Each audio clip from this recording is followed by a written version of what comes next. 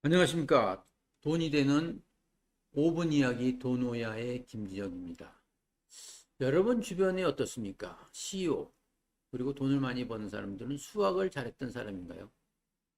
주식은 어떻게 보면은 이 숫자의 노름이겠죠. 그런데 제가 알고 있기는 수학을 잘하는 사람보다도 문과 출신이 오히려 돈을 잘 벌고 주식에서 큰 부자가 있다. 이렇게 생각이 됩니다.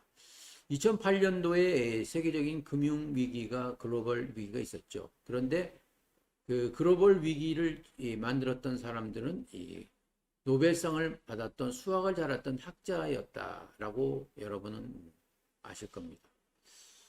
유명한 투자자인 코스톨라니는 헝거리에서 태어난 오스트리아, 프랑스, 미국에서 활약했던 유대인 투자자입니다. 그는 수학보다도 인문학을 좋아했는데 헝거리 말 외에 영어, 불어, 독어 이렇게 4개국어에 능통했답니다. 그래서 그는 35살에 평생 벌돈을 벌어놓고 은퇴했습니다. 그는 심리학을 중요시 여기면서 주식을 고르는데 아주 필요한 명언을 남깁니다. 좋은 주식을 고르는데 지금까지 읽은 책들과 정보를 활용했다. 그리고 그 다음에는 더 이상 그 회사의 주가를 쳐다보지 마라. 수면제를 먹고 몇 년간 푹 자듯이 기다려라. 이렇게 얘기합니다. 우리도 마찬가지인 것 같습니다. 좋은 주식을 사면 그 사고 나서 그것을 지금은 실물로 나오지 않습니다만은 이 실물을 창고에 넣어놓고 문을 잠가 놓고 열쇠를 그냥 한강에 던져버려라. 그리고서 10년, 20년을 보면 그 주식이 엄청나게 올라가 있죠. 포스톨리아는 이렇게 유명한 유머를 냈는데요. 주식 투자라는 건 딴 게 아니다. 이렇게 비유하고 있습니다. 주인을 따라서 산책하는 개를 한번 생각해 보시죠.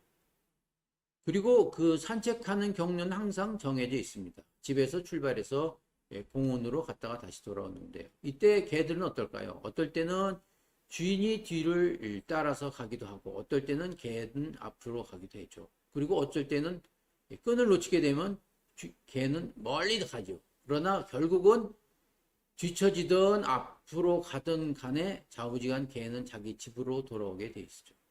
이 주가라는 것도 역시 오르고 내리고 여러 번 반복을 하지만 결국은 그 회사의 성장성과 그 회사의 실적에 따라 이루어진다라고 보고 있어. 그래서 주식을 하루하루 보면서 일희일비하는 것은 어리석다 이렇게 얘기합니다. 그리고 벤자민 그레이엄 가치 투자자의 대가도 이렇게 얘기했습니다. 빚을 내서 투자하는 건 어리석다. 투자자는 절대로 빚을 투자하는 사람이 아니다. 왜냐하면 빚을 지지 않는 사람만이 자기 생각에 온전히 따를 수 있죠. 만일 빚을 지게 되면 그걸 갚을 생각해서 가슴이 두근두근해서 올바른 판단을 내기가 어렵습니다. 그래서 가장 중요한 것은 자신의 판단력으로 그리고 빚을 지지 않고 충분히 버틸 수 있는 그런 사람이었으면 좋겠습니다. 그날 매수했다가 그날 매도하는 사람들, 그런 사람이 많이 있죠. 데이트레이더에서 주식시장에서는 기생충이라고 경멸합니다. 물론 증권회사에서는 가장 좋은 고객이 있죠. 그래서 작년도 주가가 1,400에서 3,000포인트로 올라갔지만 실제로 수익을 낸 사람들은 많지 않았다고 합니다. 특히 개인들은 사고 팔기를 반복하다가 결국 주가가 내렸을 땐 손해보는 이런 식으로 얘기합니다. 그래서 주식 전문가들은 이렇게 얘기합니다. 투기에 대해서 증명하기를 건달로 태어나서 건달은 게임을 하고 따기도 하고 잃기도 하지만 절대로 죽지는 않는다. 그는 돈을 벌려고 노력하지만 돈에 미치지 말라 이렇게 충고합니다. 결국은 미친 사람에게 최대의 불행은 게임 시작과 같은 것이죠. 처음에는 게임으로 해서 주식을 돈을 벌 수 있지만 그러나 결국 장기적으로 봤을 때 샀다 팔았다를 반복하는 사람치고 그는 돈을 번 사람은 없습니다. 여러분과 저가 장기 투자 그리고 좋은 주식을 골라낼 수 있는 그런 공부를 통해서 그리고 주식은 심리라는 그러한 기본 바탕을 통해서 큰 수익 얻기를 바라겠습니다. 감사합니다.